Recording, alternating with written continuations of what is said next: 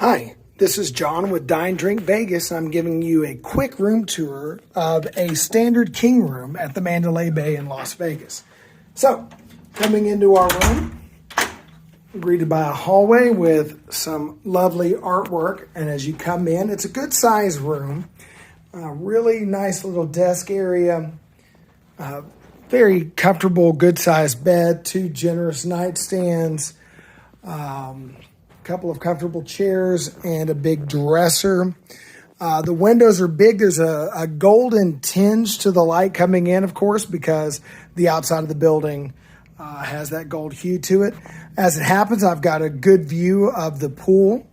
Your mileage may vary. Moving on to the rest of the room, you have two generously sized closets. And then in the bathroom, the toilet area is closed off behind a door. You get a full walk-in shower along with a tub.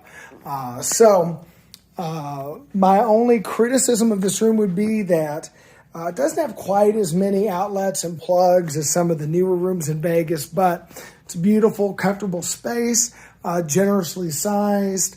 And depending on your booking rate, a really good value.